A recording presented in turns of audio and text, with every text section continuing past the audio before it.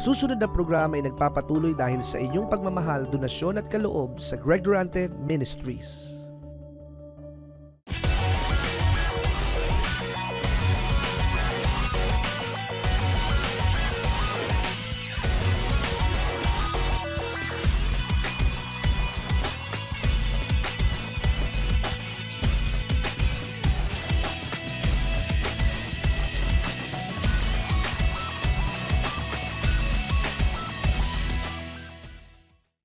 Lay not up for yourselves treasures upon earths, where moth and rust does corrupt, and where thieves break through and steal. Verse 20.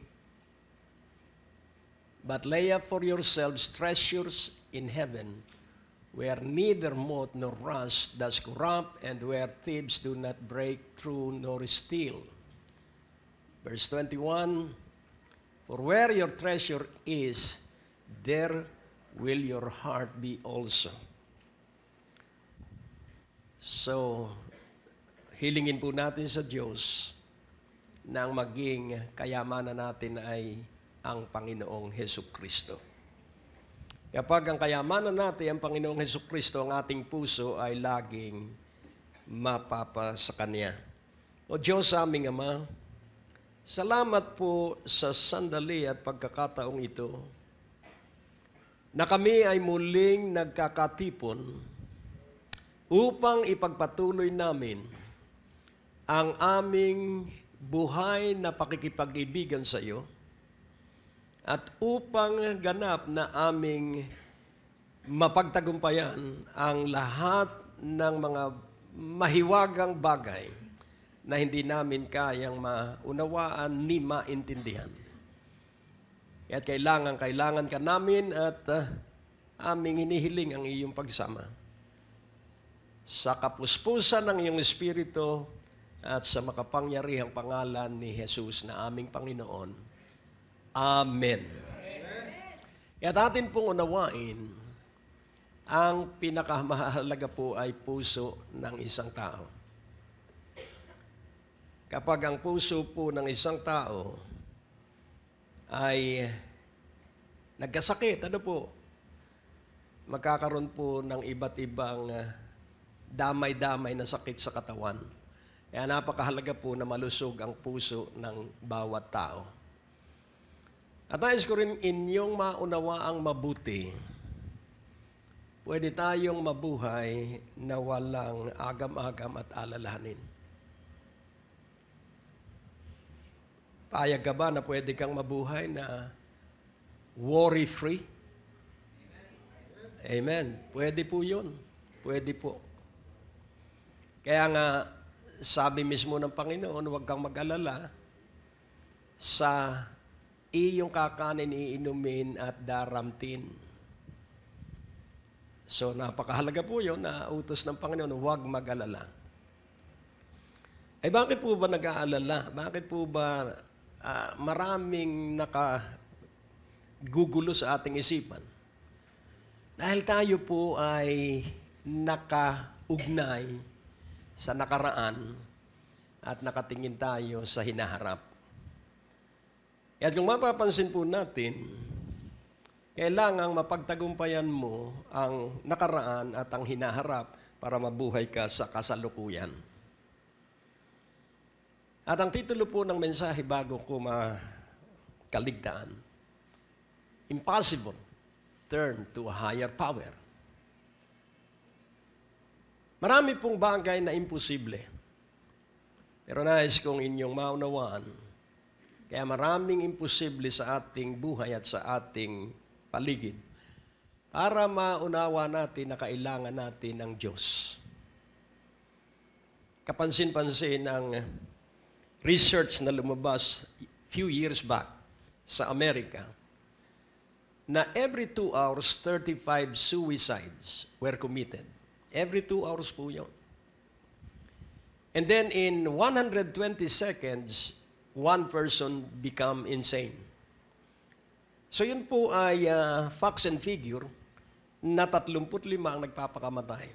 Nung ako ay nasa Korean, sabi nung isang Korean leader, sabi niya dito sa Korea, Pag sinabing, go to the mountain, ibig sabihin, magpakamatay ka na. At marami raw suicide sa Korea. Anong dahilan? Hindi nila kayang pagtagumpayan yung nagpapagod sa kanilang isipan. At mismong ang sikat na psychiatrist na si psychiatrist Jung, J-U-N-G. Ang sabi niya, kahit gaano kahusay ang isang psychiatrist, hindi niya matutulungan ang sinumang tao na hindi marunong magdasal. It's a revelation. Ang sabi ni Mahatma Gandhi, na hindi naman Kristiyano, pero sabi niya, if I don't know how to pray, I might have been a lunatic. Kaya kailangan po ng tao ang Diyos na matatawagan. Tinanong ng isang lalaki, si Dale Carnegie, ang nahusay sa public speaking. Tinanong niya si Henry Ford. Nung 76 years old siya, ang may-ari ng motor company na Ford. Tinanong niya. At ang tanong niya ganito, minsan ba sa iyong buhay ay hindi kayo nag-alala sa laki ng inyong pananagutan? Ang sabi niya, never. Kailanman hindi ako nag-alala. So nagulat siya. Ay, ano po ang sikreto mo at hindi ka nag-aalala? Bakit ako mag-aalala? Likha lang naman ako ng Diyos. Kaya kahit anong mangyari sa akin, hindi ko inaalala yun. Dahil hindi naman kailangan ng Diyos ang payo ko. Alam niya ang ginagawa niya sa akin. And nais ko pong ipaunawa, totoo po ang Romans 8:28, for all things work together for good to them that love the Lord and is called according to His purpose. And what is the purpose of our life? To give glory to God. And how shall we give glory to God? By praising Him and by thanking Him even sa isang sitwasyon na hindi mo maintindihan. Ito po, tatanungin ko kayo. Sino rito ang may alam ng tungkol sa makina ng sasakyan kanyang sinasakyan? Hindi natin alam, ano po? Pero nagagamit natin yung hindi natin alam. Kapag pinaniwalaan mo ang climate change, yun po ay assumption lang, ano po, ng mga scientists. Kung mangyari man yun, ang pagkalikha sa atin ay to enjoy life. Tama po ba? Ay bakit ka naman kakabahan sa panahon ay baka 300 years from now pa bago mangyari yung climate change? So, masasayang ang araw na dapat ay ating gagamitin para mabuhay ng maligaya sa Diyos. Kaya ngayon pong umaga, nais kong tayo po ay magtagumpay sa mga alalahanin. Eh, paano nga tayo magtatagumpay? Una, alalahanin natin ang tanong ng mga alagad. Ano ang unang tanong niya? Turuan mo kaming manalangin. Katulad ng ginagawa ni Juan Bautista sa kanyang mga alagad. So, tama po yung panalangin yun dahil ang taong hindi nananalangin ay katulad ng ibong hindi makakalipad kung walang hangin. Ang taong hindi nananalangin katulad ng isda na hindi makalalangoy kung walang tubig. Kaya ang isang Kristiyanong walang buhay ng panalangin, yun pong atheist. Ang atheist po ay, sila po ay nagsaliksik pero maliit yung kanilang pilosopiyang nalalaman. So little philosophy will make a person an atheist, but deeper philosophy will make a person religious. Kaya nais ko po ang ating maunawa ang mabuti. Kaya po tayo ay nakapagtatagumpay dahil tayo ay may buhay ng panalangin. Maaari po kayong sumulat sa P.O. Box 4135 Manila, Philippines para po sa inyong mga prayer request at testimonies. At maaari rin po kayo tumawag sa ating telepono bilang 723-8752 sa 726-4110 para sa mga ministry information at ibang mga katanungan. Maaari din po kayo mag-text sa 0919-896-0904, 0915-391-7408 at sa 0922-820-9860. At kung kayo po'y napagpala, hinahamon po namin kayo na magbigay ng donasyon sa gawain ito. Maaari nyo pong ipadala sa Banco de Oro West Green Hills Branch, account name Greg Durante Ministries, account number 219-800-6784. Padala nyo lamang po ang mga deposit slips sa pamamagitan ng fax sa 726-4110 o sa ating email address sa bishopgregdurante@gmail.com. Malugod po namin kayong inaanyayahan sa aming Sunday worship service sa ganap na alas 10 ng umaga at alas 5 ng hapon sa biyaya ng Diyos Christian Fellowship sa second floor, Medicare Building, Ortigas Avenue, Green Hills, San Juan.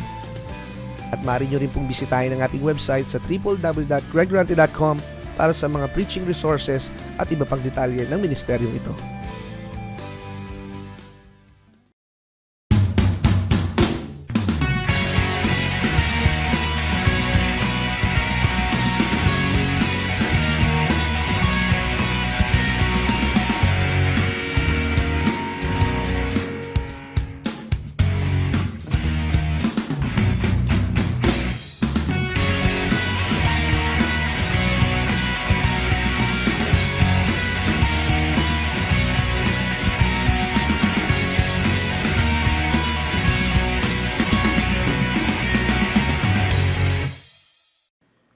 At ang pangalawang prayer request nilang malaki.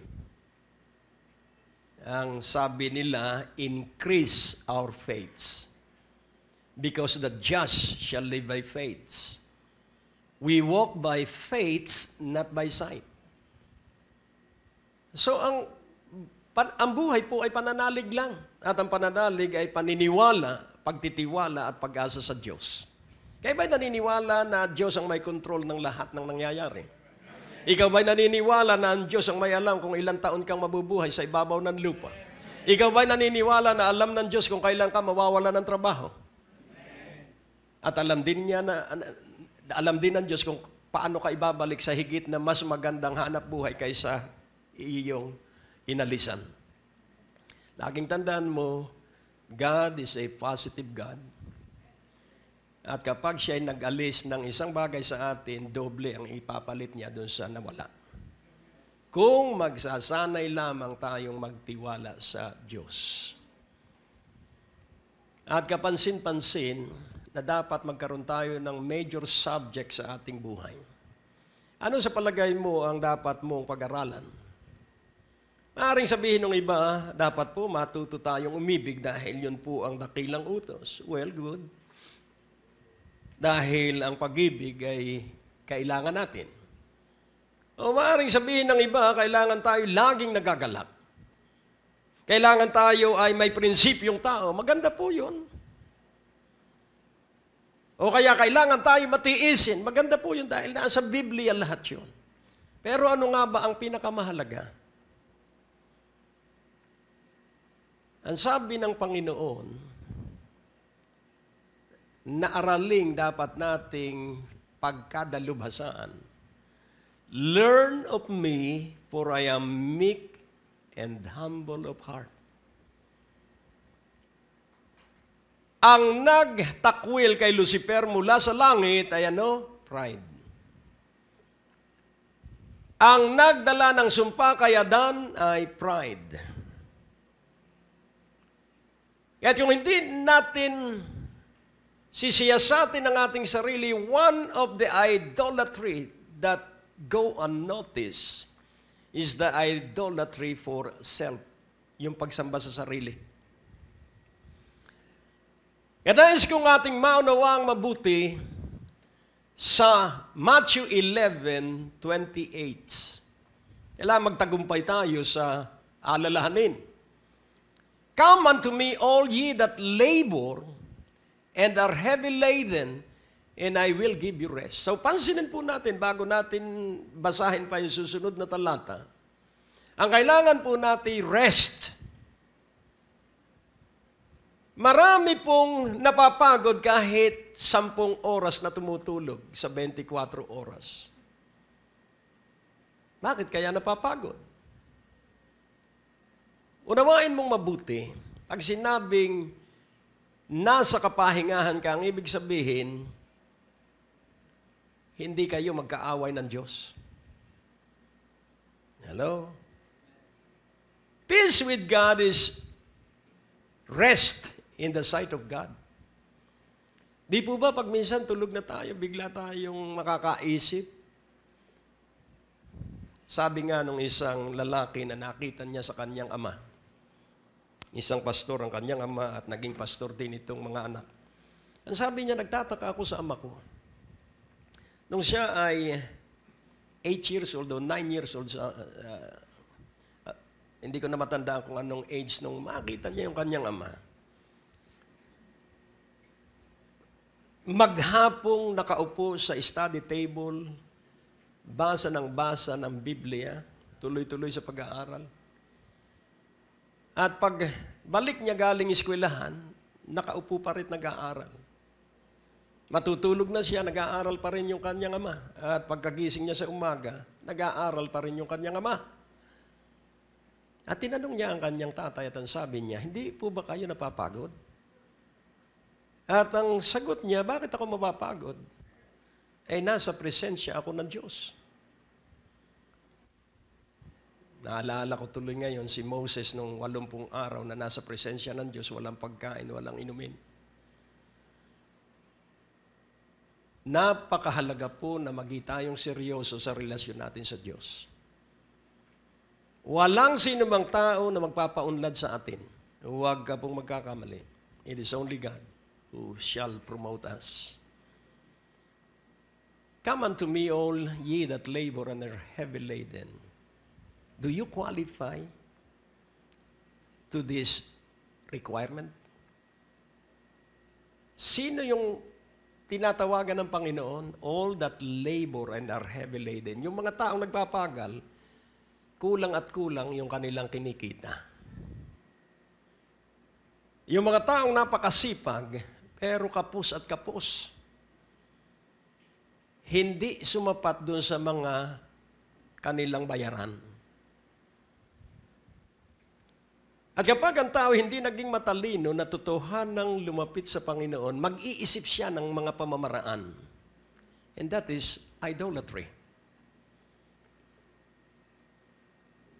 Kailangan po mamahinga tayo, makipag-usap tayo sa Diyos, pakinggan natin ang Kanyang boses, at alamin natin kung ano ang Kanyang ginagawa, and let us harmonize with what He is doing daily. Kayo ba'y naniniwala na may ginagawa ang Diyos araw-araw? Yun ang iyon dapat tuklasin. Tingnan mo, marami ang tumanda, sising-sisi, sapagkat hindi nila na-enjoy ang kanilang kabataan. Ako po, enjoy ko ang kabataan ko. Enjoy ko rin nung ako'y binata. At lalong enjoy ko nung ako'y mag-asawa. Bakit? Sapagkat ang Diyos ang lagi kong tinatawagan. Pag may problema, kakausapin ko ang Diyos. Pag may sakit, kakausapin ko ang Diyos. Dahil siya po ang may alam ng lahat ng kanyang balak. Kung titingnan po natin ang ating puso at isipan, saan mo nakikita ang alon ng dagat? Sa ibabaw o sa ilalim? Alam mo, pag sumisid ka sa ilalim, payapang-payapa doon sa ilalim. Sino yung marunong lumangoy dito? Pag ikay sumisid, yung marunong lumangoy ay nakadilat ang mata pag lumubog sa tubig. Makikita mo sa ilalim, walang masyadong alon. Walang alon talaga. Tahimik doon sa ilalim. Kahit sa swimming pool, sumisid ka ng saya doon sa flooring. Makikita mo tahimik doon sa kalaliman. At ang iyong puso't isipan ay may kapayapa at katahimikan at yun ang dapat mong matuklasan. Kung paanong ang car engine, hindi natin alam yung combustion.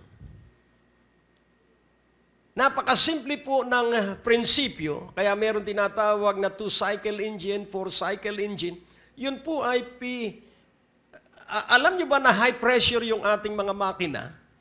Kaya yung engine block ay dinesign para makaya yung high pressure na yun dahil yun pong high pressure na yun ang nagbibigay ng power dun sa makina at ito po ay tumatakbo. Pero hindi po natin alam, pero ginagamit natin. Alam mo po ba yung kuryenteng ating ginagamit? Hindi natin alam yon. Yung tinatawag na alternating current at direct current. Ang direct current ay sa battery at ang alternating current ay yun sa line. Hindi natin alam kung bakit ang kuryente dumadaloy dun sa wire.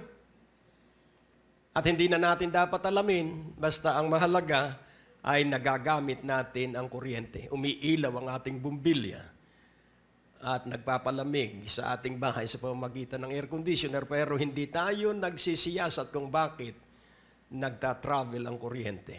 Sapagkat hindi na dapat nating usisain pa yon. Gamitin natin ang pakinabang dun sa mga natuklasan ng mga tao. Kaya kung matutuklasan mo lamang na ikaw ang sandata ng Diyos sa ibabaw ng lupa, kung iyo lamang matutuklasan na ikaw ang gamit ng Diyos para ipahiya si Satanas araw at gabi, kung ito'y matutuklasan mo at ito'y matutuklasan mo lamang if you are meek and humble. Ano po ba ang meek and humble? Ang meek and humble po, pag sinabing meek, kahit alam mo at may nagmamagaling na nagagaling-galingan, mananahimik ka lang. So, meekness is strength under control. Dahil pag ikaw ay nakipagtagisan ng talino, anong mangyayari?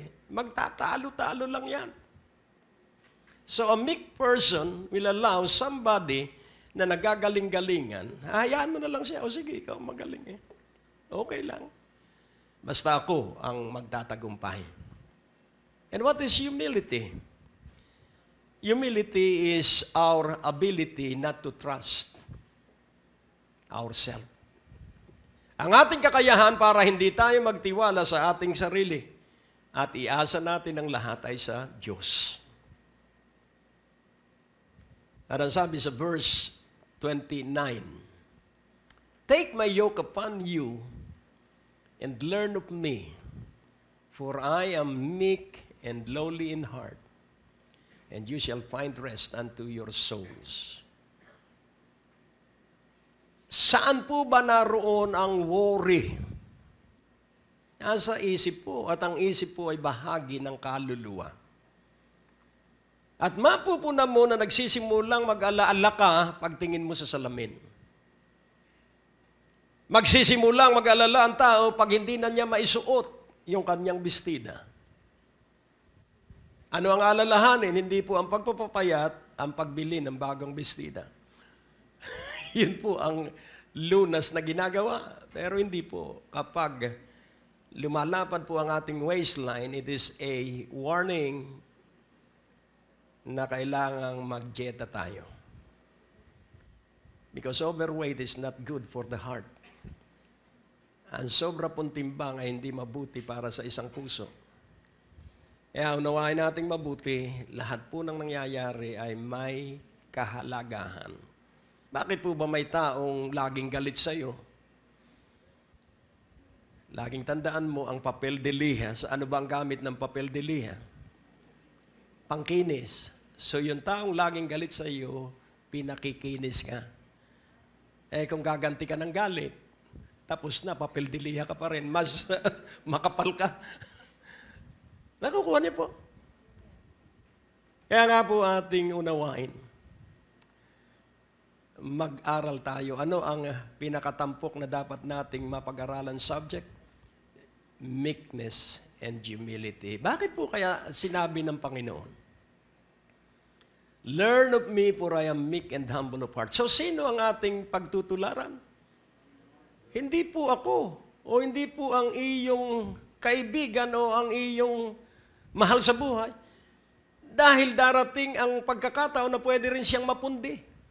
Pero si Jesucristo kailanman ay hindi nasira yung kanyang meekness and humility. Ano po kaya ang dahilan? Sa ibabaw ng lupang ito, laging tatandaan mo po na sa langit may naghihintay sa ating mansyon, sa bawat isa sa atin. Kaya kapag laging iniisip mo ay langit, gagawa ka po lagi ng kabutihan. Kapag iniisip mo laging langit, kahit po hindi ka na matiran ng piraso ng manok, ikaw po ay maligaya. Hindi ka po maghihimutok. Bakit? Sapagkat makita mong busog yung mga kasamahan mo, ikaw po ay maligaya na. Kaya makikita po natin yung contentment ay resulta ng pagpapakumbaba. Saan naman tayo pupunta pag tayo nabuhay sa humility and meekness? Sa Isaiah 57 verse 15, ipakikita ko po sa inyo na ang pinasisigla ng Diyos sa ating buhay ay ang humility and meekness. For thus saith the high and lofty one that inhabiteth eternity, whose name is holy. I dwell in the high and holy place with him also. So, pansinin po natin, sino ang kanyang kasama? With him also that is of a contrite and humble spirit. Wow. So, pansinin po natin spiritually, and this is a mystery. Na ang kasama ng Diyos, saan naruroon ang Diyos? High and lofty one that inhabited eternity. So, atin pong paniwalaan ito that God cannot be bound, God cannot be limited. So, God is boundless, God is unlimited, God is infinite. Kaya yung eternity, ang ibig sabihin siya ay walang panimula at walang katapusan. Kaya tunawain natin na ang pagiging mababa at maamo ay walang panimula at walang katapusan. Sapagkat ang napakaamo ay ang Diyos, pwede naman tayong parusahan na lang, pero siya po ay nagtiyaga at nagtiis upang iligtas ang sangkatauhan na nasa makasariling buhay. Kaya kung atin pong papansinin, and with him also, so siya nakatira doon sa mataas na kalagayan, doon po sa walang hanggan. Kasama. Ano po ba ang ibig sabihin ng with? So kasama, sino ang kasama? Them that is of a contrite and humble spirit. Ano po ba ang contrite? Ang contrite po ay alam mo na kung wala ang Diyos sa iyong buhay, walang mangyayari sa buhay mo. That is contriteness. Kaya nga laging sabi ko, Diyos ko, wag mo po akong iiwan kahit isang segundo dahil hindi ko alam ang aking gagawin. Si Pedro ay napakaalam pero nung iwan siya ng Espiritu ng grasya ng Diyos, ano ang nangyari? Ikinahiya niya ang Panginoon. Kaya napakahalaga po na tayo magpatuloy sa contriteness and humility. At araw-araw, our contriteness and humility will be revived. So God will always revive the spirit of the humble and to revive the heart of the contrite ones. Kaya ikaw po'y paunlad ng paunlad. Hindi mo na pupuna na ikaw ay iniluluklok na ng Diyos sa mataas na level. Hindi mo naman iniisip pero ikinagugulat mo na sa mataas ka ng level. Because of meekness and humility. Kaya ba'y naniniwala marami ang namamatay dahil mapagmataas? Marami ang nagkakasakit sapagkat ang paniniwala nila sila ay magaling. Kaya iwasan natin ang pag-alala.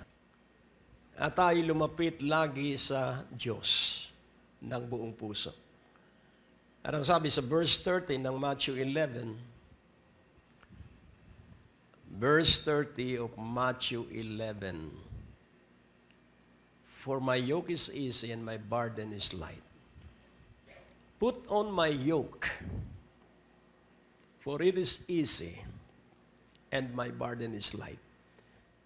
Yun pong yoke sa Tagalog ay pamatok na inilalagay sa batok. Pamatok na nasa batok o shoulder ng isang baka o ng isang kalabaw o ng isang kabayo.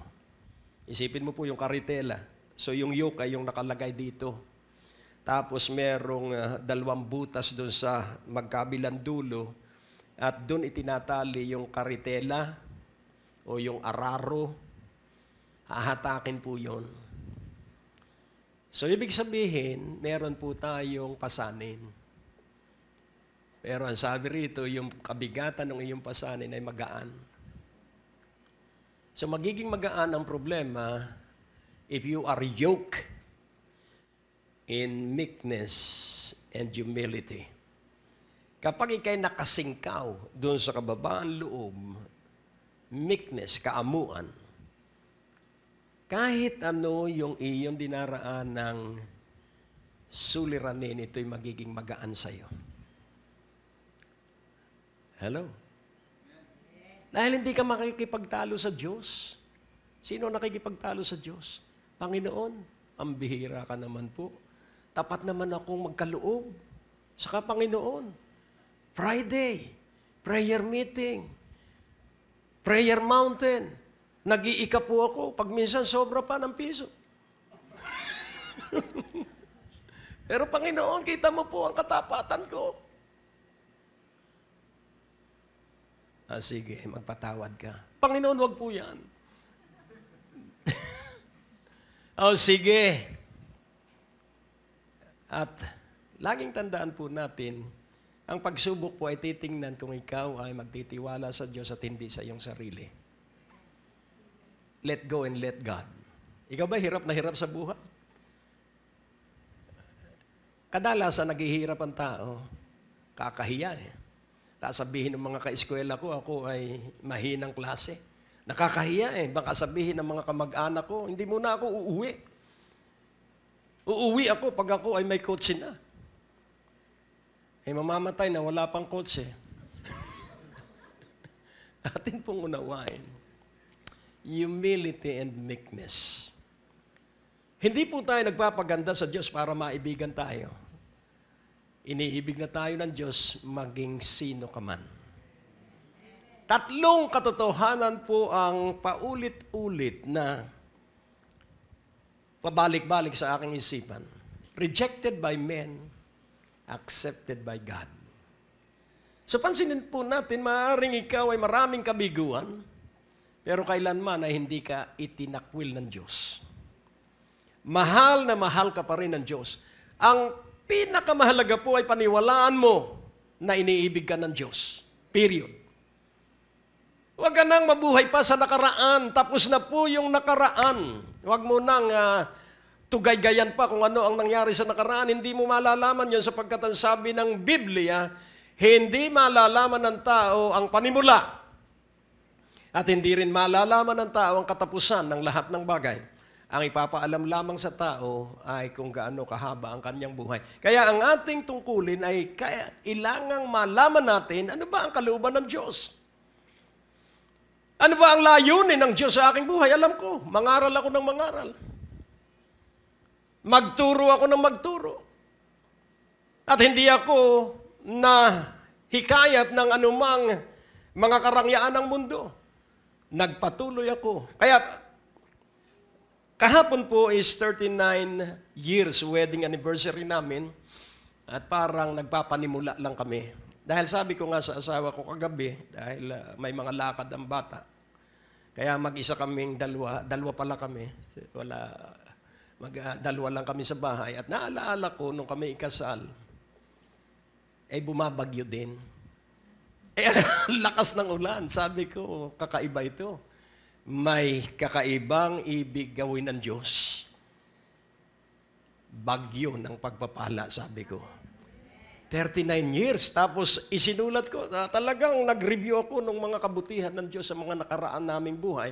Sabi ko, 39 years tayong kasal, 35 years tayong naglilingkod sa Diyos.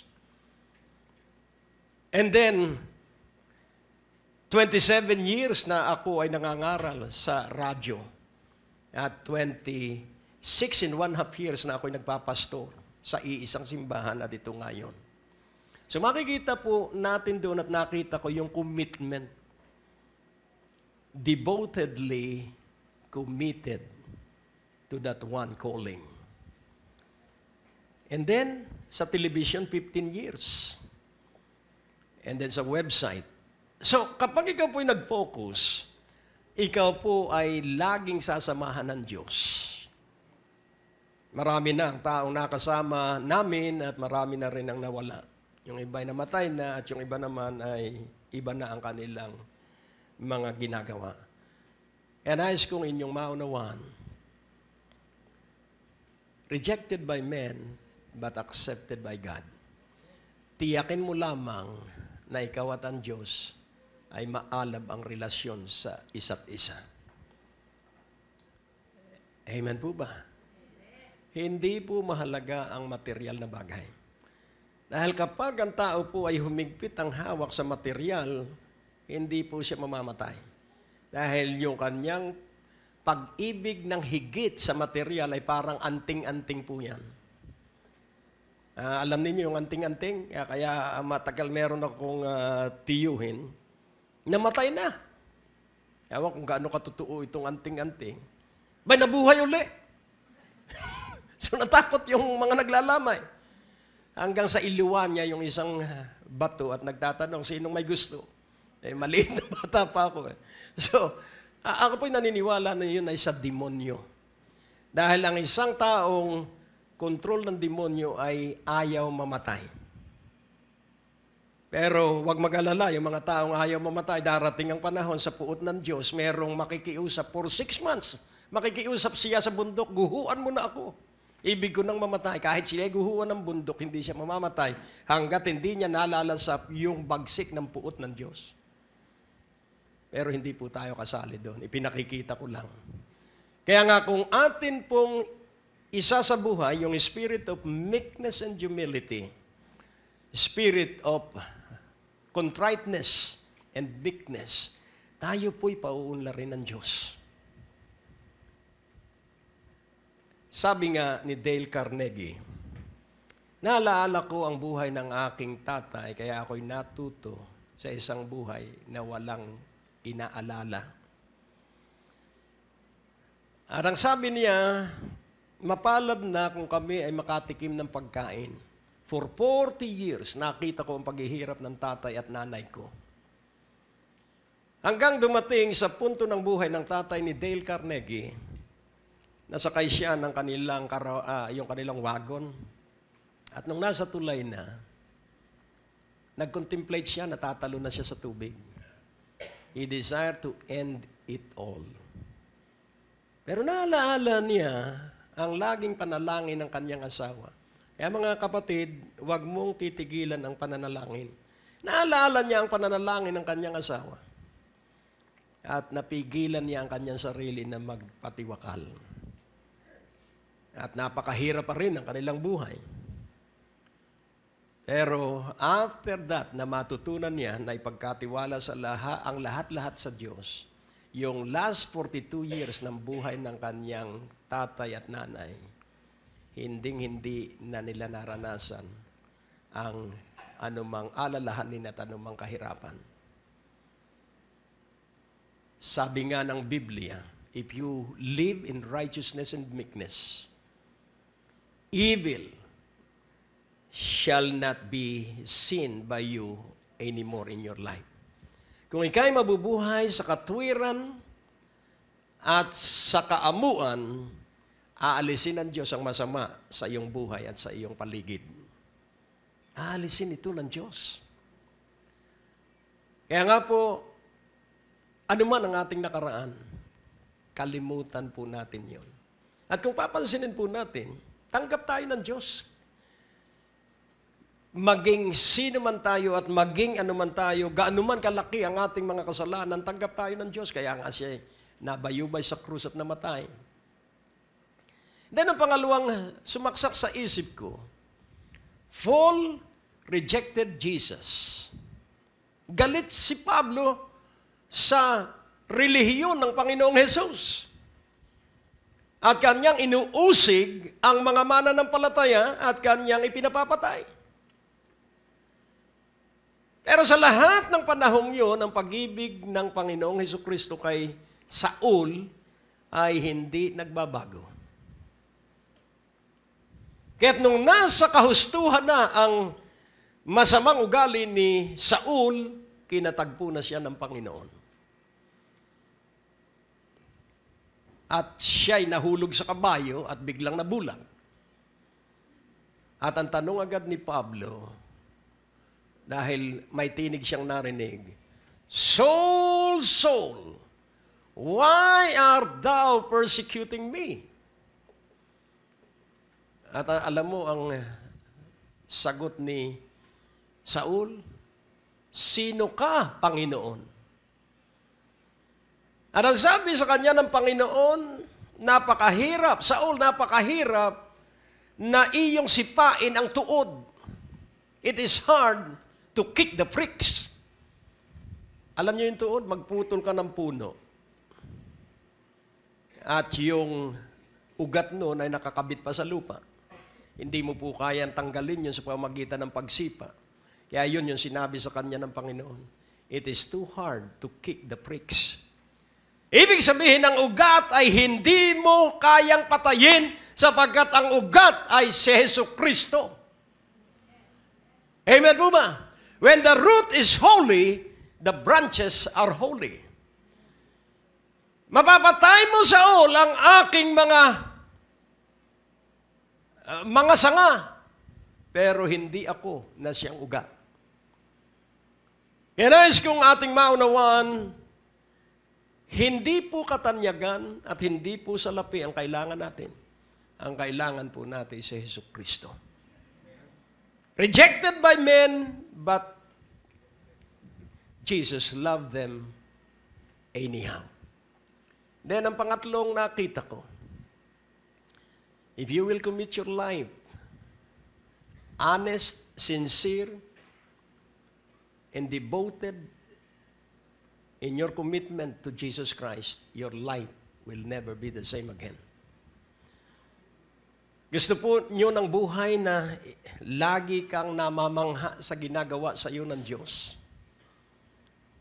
Gusto mo po yung buhay na pag ipinagpasa Diyos mo ang lahat, magugulat ka sapagkat yung 30 o 4 na taong pakikipagbaka mo at pakikipagbuno para ikay umunlad, sa maiksing panahon, ikaw ay iaangat ng Diyos.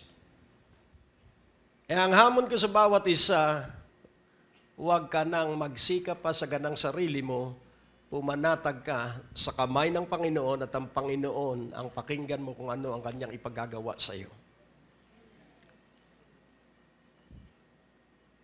Promotion comes not from the east nor from the west, but promotion cometh from on high. Kung gusto mong maging maunlad, kung gusto mong maging mayaman, ay matagal nang gusto ng Diyos yun eh. Dahil ang Diyos ay tapat na Ama at hindi niya hayaan ang kanyang mga anak ay pulubi. Hindi niya hayaan ang kanyang mga anak ay nanlilimahid. Tapat ang ating Ama at ang kanyang plano, ikaw at ako ay pagpalain. Ikaw at ako ay paunlarin. Nararanasan mo ba ang pagpapala at kaunlaran? Nararanasan mo ba yung nakakangiti ka sa punto ng krisis? O sa halip na ikay dumalo sa pagsamba, ang inaatupag mo muna ay pagkita ng pera? Ito po ang sasabihin ko sa inyo. Magkakapera ka pero hindi mo mahahawakan. Kaya nga sabi ng Diyos sa panahon ni Agay o ni Hagay, ang sabi niya, tingnan mo ang agang-aga ninyo sa paghahanap buhay. Kumikita kayo ng marami, pero wala kayong naiipon. Bakit? Sabi ng Diyos.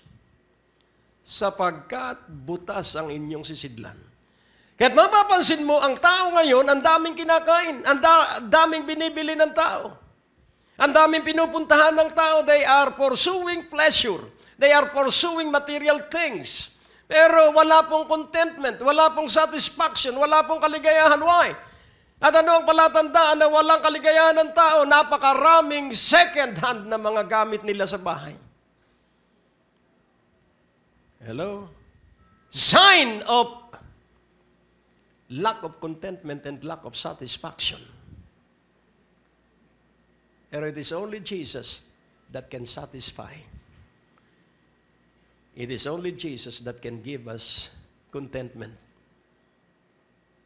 35 kada 2 oras ang nagpapakamatay sa Amerika na gustong-gustong puntahan ng mga tao. 120 seconds ang nababaliw sa Amerika. Subalit, kung ang bawat tao ay magiging maalab kay Jesucristo, ang tanging pananagutan natin is to daily believe Jesus. Araw-araw na sumampalataya, araw-araw na maniwala kay Jesucristo. Hello? At ang sabi ng Diyos, sabihin mo sa aking bayan, sabi niya sa propetang Ageo, hinahayaan ninyong tiwangwang. Hinahayaan ninyong may utang ang aking gawain. Hello? Eh, ang sabi ng Diyos, bring all the tithes to the storehouse para walang bayaran ang simbahan. Kaya kung ikaw ay magnanais, Diyos ko, payamanin mo po ako para sa iyong kaluwalhatian. Ito po ang sasabihin ko sa inyo. Payayamanin ka. Bakit, Pastor? Pinayaman ka na ba? Tandaan mong mabuti. Nagsisimula ang kayamanan sa Ephesians 1:3. Hindi po material. Kailangan spiritually mayaman ka muna. Blessed be the God and Father of our Lord Jesus Christ, who hath blessed us with all spiritual blessings in heavenly places in Christ. So, ang tunay pong kayamanan ay nagsisimulay sa espiritual. Sapagkat ikaw at ako ay espiritual. Ang buhay na nasa ati, hininga ng Diyos na isinilid niya sa katawang lupang ito. Ito po ay kotse lang. Itong katawang lupang ito, sasakyan lang ito. Ang makahalaga ay yung nakasakay. Amen? Kaya yung iba ay pilit na pinapuputi yung maitim na balat. At pilit na kinukulot yung diretsyong buhok. At yung mga kulot naman, ipinatutuwid. Walang kasiyahan. Ayaw ng itim na buhok, gusto'y blonde. Ayaw ng puting buhok, gusto ay blonde din. Ngayon, atin pong unawain, you are spiritually blessed. How much? All. Praise God. So, atin pong unawain, if you love much, you will be blessed much. Increase your wisdom, and you increase your wealth. And what is wisdom? Spiritual blessing. What is love? Spiritual blessing. What is joy? Spiritual blessing. So, be more joyful, be more cheerful. At ito po ang sasabihin ko sa iyo, walang sakit na dadapo sa iyo. Kahit ulanin ka, hindi ka sisipunin dahil hindi ka naman sisiw. Hello? Yung iba takot na takot. Huwag kang magpapaulan, anak, huwag kang magpapaulan. Dapat sabihin mo, anak, magpakaulan ka dahil minsan lamang yung ulan. Hello? Nakukuha niyo? Oh, naku, huwag kang magpapaulan, sisipunin ka. Kaya lumaki, sabi doon sa anak, anak, sabi ng lolo mo, huwag kang magpapaulan, sisipunin ka. Tapos lalaki yung mga anak ng apo, anak, sabi ng kalululuhan mo, huwag kang magpapaulan, sisipunin ka. So ano yung naitanim? Pag dumating ang ulan, sisipunin. Nais ko pong ipaunawa na ikaw ay lalakas kapag ikaw ay matibay sa ulanan. Kapag ikaw ay matibay sa baha, ikay lalakas. Bakit? Sapagkat kasama mo ang Diyos. Amen po ba? Daraan ka sa baha pero hindi ka malulunod. Amen. Hallelujah. Daraan ka sa apoy pero hindi ka masusunog. Isaiah 43. Sapagkat ikaw ay nagtitiwala sa Diyos. Kaya ang paunlarin mo ay ang salita ng Diyos sa iyong buhay. Amen. Kaya unawain mga mabuti, matagal ka ng mayaman. Ayaw mo lang maniwala. Nakukuha niyo po? Ulitin kong muli. Matagal ka ng mayaman. Ayaw mo lang maniwala. May isang top-notcher sa Amerika. Napakatalino niya. At siya ay, isinaran niya yung kanyang law firm at siya ay pumunta sa pagbibenta ng mga law books. Pero hindi siya makabenta ng kahit isang libro. At ang sabi ng kanyang sales manager, kapag hindi ka nakabenta, babayaran mo ang lahat ng iyong advances. At ang sabi ng kanyang asawa, pag hindi mo ako padadalhan ng pang-grocery, huwag ka nang bumalik sa bahay. At tapos siya nasa hotel, hindi niya alam kung paano niya babayaran yung hotel bills. At ang kanyang hapunan, isang basong gatas, sapagkat yun lamang ang libre sa hotel. Abogado po yun.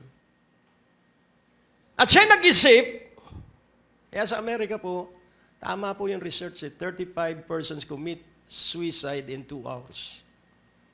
Dahil po sa kahihiyan. At ang sabi niya, I will end it all. So maglalaso na siya.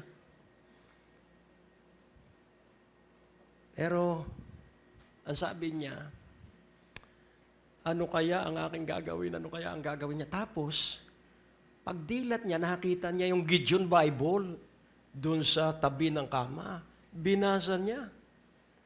At dun siya, nawala yung burden, yung alalahanin, yung tangkang pagpapakamatay, nawala. Dahil laging tandaan mo, pag nagbasa ka ng Biblia, lumilinis ka.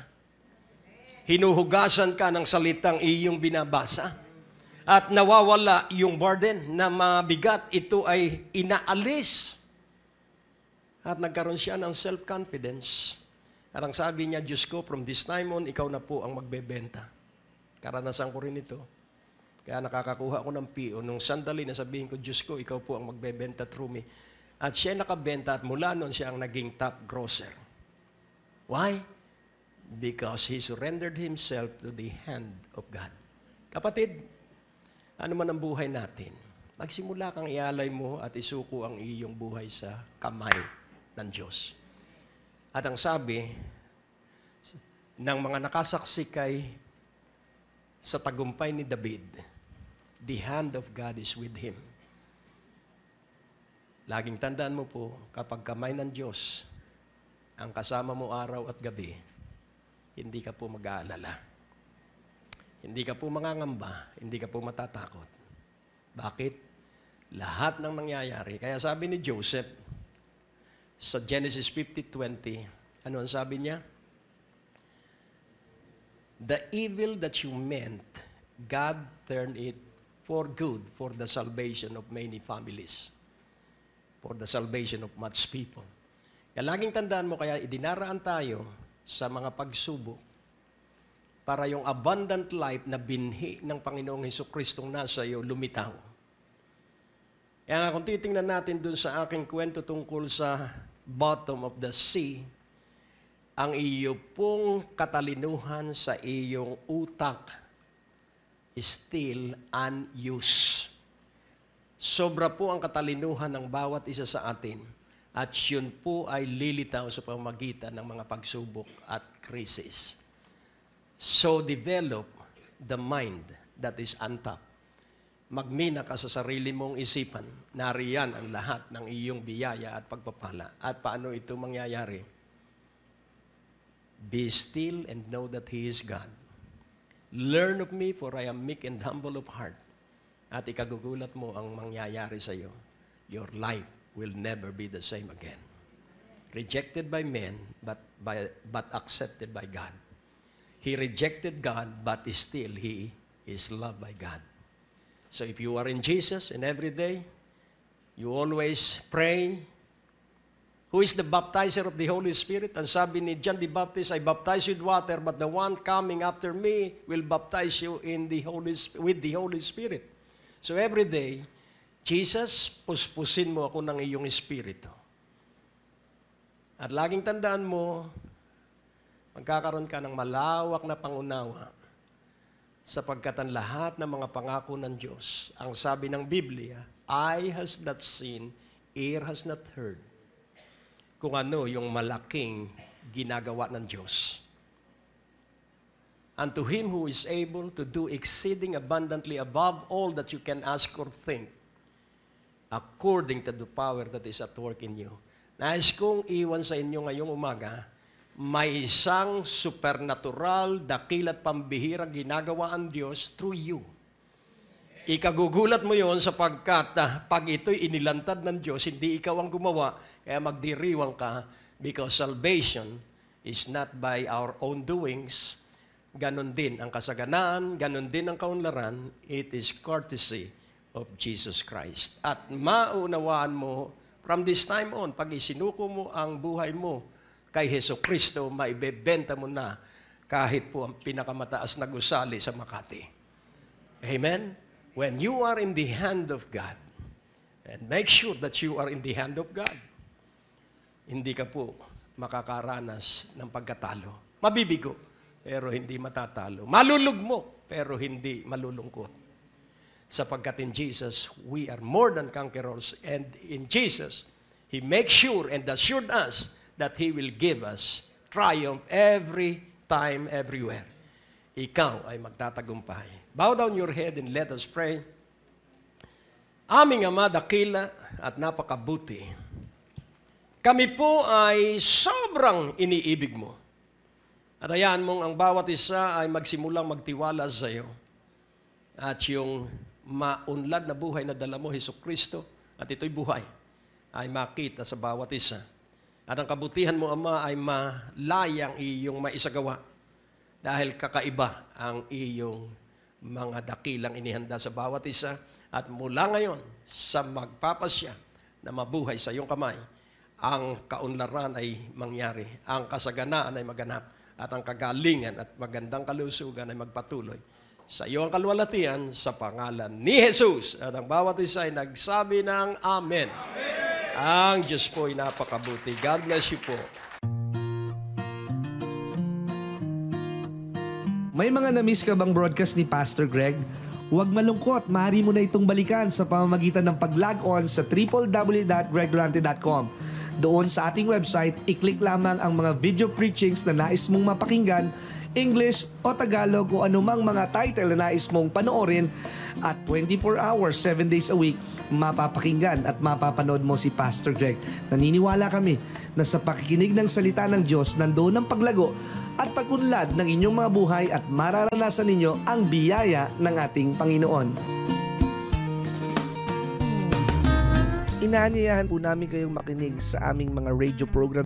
Kung kayo po ay nasa inyong mga tahanan, nasa trapiko, naglalakbay, ito po'y makakatulong sa inyong pagpapalago at pagpapaunlad ng inyong spiritual na pananampalataya, Lunes hanggang Biyernes sa DWAD 1098 kHz AM band sa ganap na alas 6:30 ng umaga at alas 10 ng gabi. Asahan po natin na sa ating pakikinig, lalago at uunlad ang ating pananalig at pagsampalataya sa ating Panginoong Hesus.